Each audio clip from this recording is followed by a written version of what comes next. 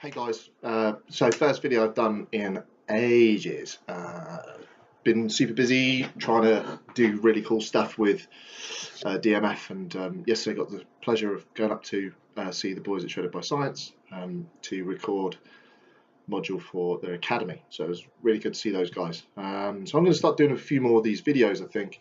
So this is my kind of home study.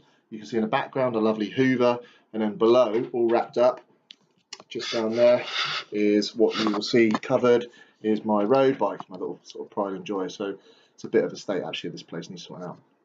So this is the room. So I haven't done a video for a while, and this is going to be a bit of a different video for me, and a bit of a different thing for me to talk about. But I think it's quite important.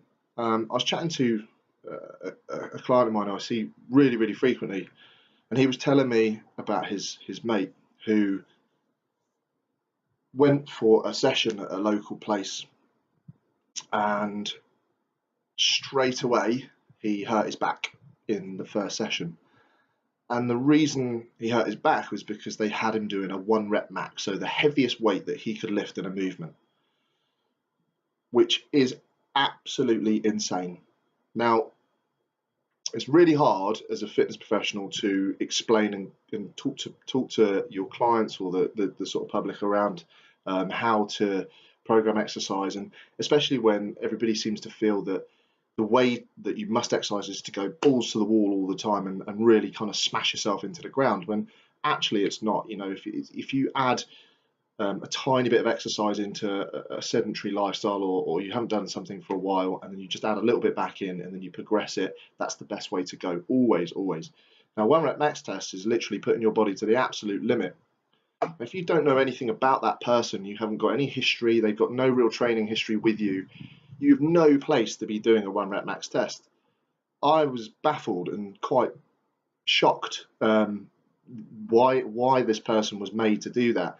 And now he's obviously injured, and I think the worst thing is that he's actually going to go back. I think this is why the fitness industry gets a bit of a bad rep, really, because that is really bad practice, and I can't really understand why you would do that. We would never put somebody through a 1 rep max test unless they were powerlifting. So, you know, even if I've got sort of even if we've got like bodybuilders that we coach, or the bikini athletes and things, they would work off of, if they were going to do sort of percentage-based work, they would work off a 3 or a 5 rep max, which is a lot more controlled and safe manner to do it. But these are people who are experienced; they've been training for a long time, not somebody who's just coming in for their first session. So, yeah, I am having a bit of a bitch and a moan, and it's not usually something I like to do. I leave that up to Coach Alla to do that kind of thing. But I just want to kind of raise awareness for you guys who are watching this, and your friends and your family and stuff who are trying to get into fitness, that, you know, you shouldn't be doing these kind of things. They don't make sense, and it is dangerous. And if you have that kind of attitude where you think you have to go balls to the wall, then it's time to sort of really kind of reassess and look at fitness for what it really is.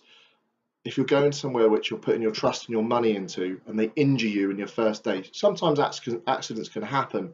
Fortunately, it's never happened in our sessions, because we always start off with the basics, movements, and trying to get the simplistic stuff, body weight work, and you know, very light dumbbell, maybe, perhaps, depending on, it all depends on the individual and where they're at.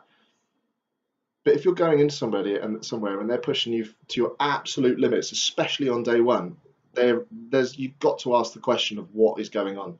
So that's kind of sums it up for today. Hopefully that kind of resonated, and I'd be interested to hear your opinions, and, you know, what you kind of think about that, or if you've had any experience in that way in the past. Everybody likes to work hard. Everybody wants to feel like they've achieved something, but there are reasons and limitations to why you should be doing things. So yeah, let me know. That's it for today. Cheers, guys.